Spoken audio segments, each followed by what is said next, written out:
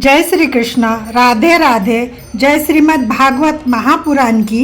आइए आज हम श्री वेद व्यास जी द्वारा निर्मित श्रीमद् भागवत महापुराण अमृत वर्षिणी कथा का हिंदी संस्करण श्री सुखसागर कथा का दूसरा अध्याय प्रारंभ करेंगे। श्री गणेशाय नमः। देवर्षि नारद जी ने उस स्त्री रूपी भक्ति से कहा, हे भक्ति, तू अपनी संपूर्ण चिंताओं का परित्याग कर भगवान श्री कृष्णचंद्र के चरणारविंद का स्मरण कर। उनके स्मरण तथा ध्यान से तेरा संकट दूर हो जाएगा। जिस समय राजा दुर्योधन की सभा में दुशासन ने साड़ी खींचकर द्रौपदी को नग्न करना चाहा, उस समय द्रौपदी द्वारा स्मरण करने मात्र पर ही भगवान श्री कृष्णचंद्र ने उसकी लज्जा बचाई थी।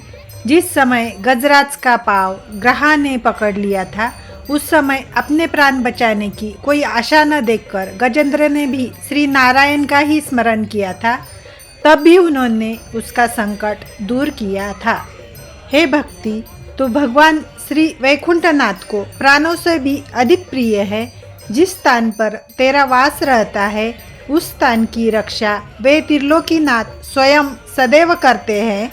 सत्ययुग, त्रेता तथा द्वापर में लोग बहुत जप, तप, यज्ञ, दान तथा धर्म करने से ही मुक्ति को प्राप्त करते थे, परंतु इस कलयुग में केवल तेरी कृपा से ही सब जीवों का उद्धार हो जाता है। यही कारण है जो लोग आजकल ज्ञान और वैराग्य को कोई नहीं पूछता है। फिर भी मैं तेरा संकट दूर करने के लिए उपाय द्वारा संसार में तेरी महिमा प्रकट किए देता हूँ। जिस प्राणी के हृदय में तेरा वास होगा, उसे यमराज का भय कभी न होगा और वह पापी होने पर भी वैकुंठ धाम को प्राप्त करेगा। जिन लोगों ने सहस्त्रों वर्षों तक तप किया था, उन्होंने अब भक्ति को अपनाया है। श्री नारायण जी जिस पर अत्यंत प्रसन्न होते हैं, उसी को वो अपनी भक्ति प्रदान करते हैं।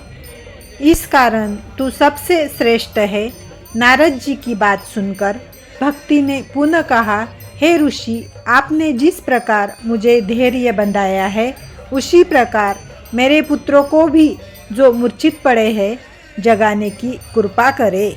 नारद जी ने कहा, हे प्रभु, इस प्रकार भक्ति का आग्रह देखकर मैंने ज्ञान तथा वैराग्य को बहुत पुकारा, परंतु उससे न तो वे उठे और न उन्होंने अपनी आँखें ही खोली। यह देखकर मैंने वेद, मंत्र तथा गीता का पाठ आरंभ किया। उसे सुनकर उनकी आंखें खुल गई, परंतु जैसे ही वे उठने को हुए, वैसे ही निर्बलता के कारण फिर अचेत होकर गिर पड़े। उनकी यह अवस्था देखकर मैं अत्यंत चिंतित हो गया। उसी समय यह आकाशवाणी हुई, हे नारद, तुम इतना शोक मत करो, ये बिना सत्संग के नहीं जगेंगे। अंततः तुम्हारे लिए यही उचित है कि तुम इन्हें सत्संग द्वारा उठाने के लिए किसी श्रेष्ठ साधु पुरुष की खोज करो। हे नाथ, उस आकाशवाणी को सुनकर मैं किसी श्रेष्ठ महात्मा को ढूंढता हुआ यहाँ तक आ पहुँचा हूँ, परंतु अभी तक मुझे कोई ऐसा श्रेष्ठ साधु पुरुष प्राप्त नहीं हुआ है। उसी व्यथा के कारण मैं यहाँ चिंतित होकर बैठा हुआ था। तब तक आप लोगों ने मुझे अपने दर्शन प्रदान किए। आप लोग ब्रह्मा के पुत्र, परम योगी, महान ज्ञानी, सदैव बाल्यावस्था को धारण करने वाले तथा श्रीमद् भागवत कथा रूपी धन को निरंतर अपने पास रखने वाले हैं।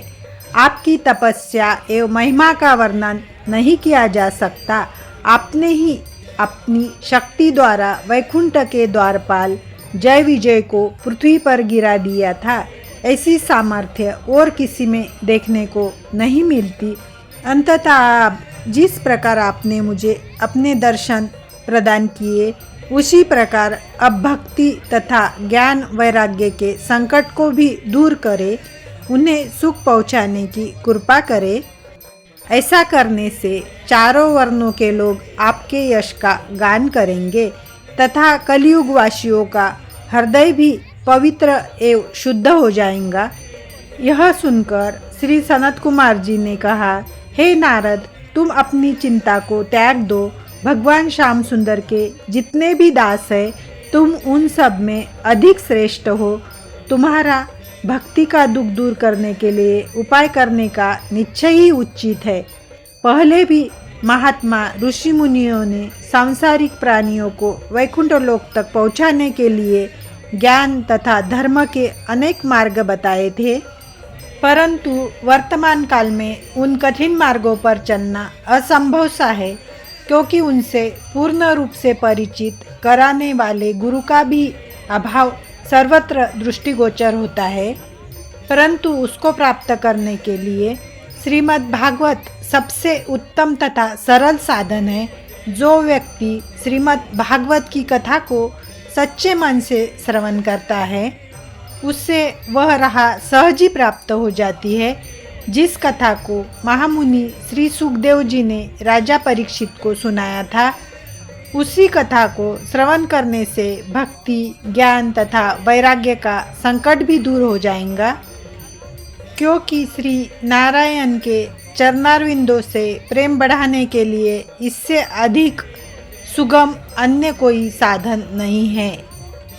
श्री सनत कुमार जी की बात सुनकर नारद जी बोले, हे प्रभु, मैंने वेदों तथा गीता के पाठ द्वारा ज्ञान तथा वैराग्य को जगाने का बहुत प्रयत्न किया था, परंतु जब उससे भी उनकी मूर्छा नहीं हटी, तब वे केवल श्रीमद् भागवत की कथा को सुनकर ही किस प्रकार चेतना प्राप्त कर लेंगे। सनत कुमार जी ने कहा, हे नारद, श्रीमद् भागवत को संपूर्ण वेदों का सार समझना चाहिए। उसके एक एक श्लोक तथा पद में वेदों का अर्थसार इस प्रकार भरा हुआ है, जिस प्रकार दूध में घी विद्यमान रहता है, परंतु उपाय द्वारा उसमें से निकाले बिना उसका स्वाद दूध में नहीं जाना जा सकता। उसी प्रकार भगवान वेदव्यास जी ने संपूर्ण वेद तथा पुराणों का मंथन कर उसका तत्व श्रीमद् भागवत में भरकर रख दिया है।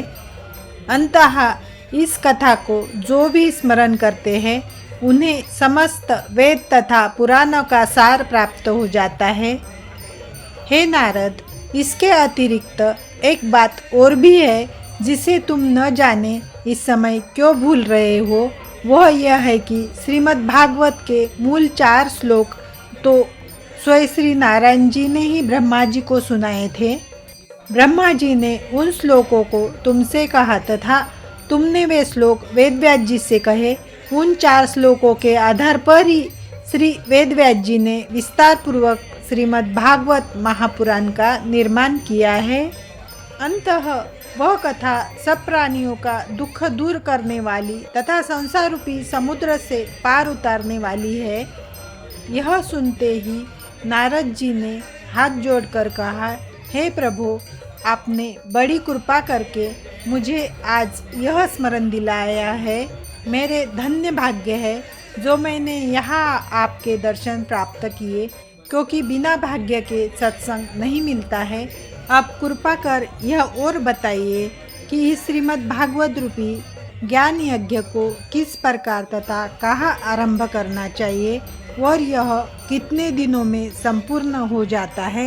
इति श्रीमद् भागवत महापुराण सुख सागर कथा 2य अध्याय समाप्त।